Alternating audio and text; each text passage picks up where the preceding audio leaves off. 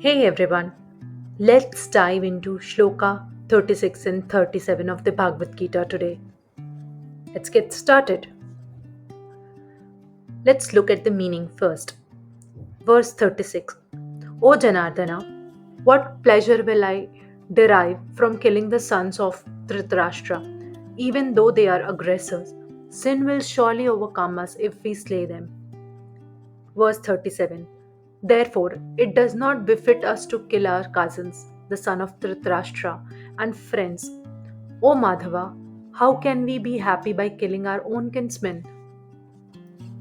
In these verses, Arjuna continues to express his moral and emotional conflict regarding the battle.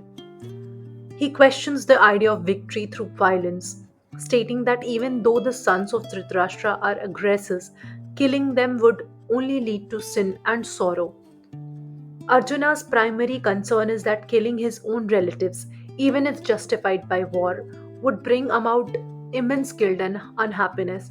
He does not see how any good can come from such an act. Let's learn the deeper meanings.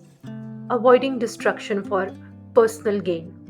Arjuna highlights the futility of fighting for material success if it leads to moral and emotional suffering.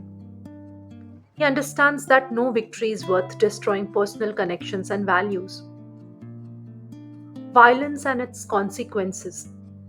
Even when one is justified in fighting or standing up for themselves, violence carries emotional and ethical consequences. Arjuna recognizes that the victory in war, gained through the destruction of his family, would only lead to deeper anguish, the burden of sin and guilt. Arjuna is aware that killing his kin would burden him with guilt, regardless of whether they are enemies. His emotional response emphasizes the importance of considering the ethical weight of his actions,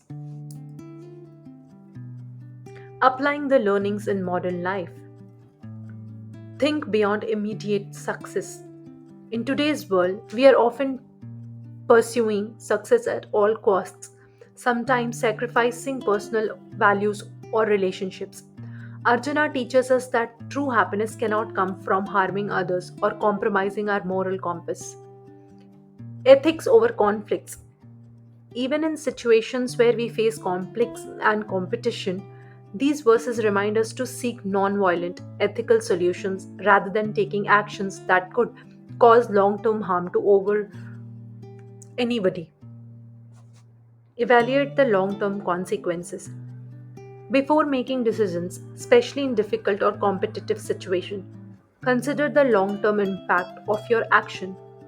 Will the pursuit of personal success leave behind emotional damage or ethical compromises that outweigh the benefits? How can we practice this daily? Choose ethics over expediency. In professional or personal conflict, prioritize ethical considerations over short term gains. Avoid actions that may lead to guilt or regret later. Maintain integrity in relationships. Value your relationship and personal integrity over material achievements. Even in situations of conflict, strive for peaceful solutions. Reflect before acting. Whenever faced with tough decisions, especially those involving competition or conflict, reflect deeply on whether the actions align with your values and long term well being. Arjuna's reflection in these verses emphasize the importance of ethical decision making and consequences of violence or harm, even when justified. He teaches us to consider the emotional and moral cost of our actions and to seek paths that align with both compassion and ethics. In today's world, these lessons inspire us to think beyond immediate success and ensure that our pursuit of goal never comes at the expense of our values or relationships. Thank you.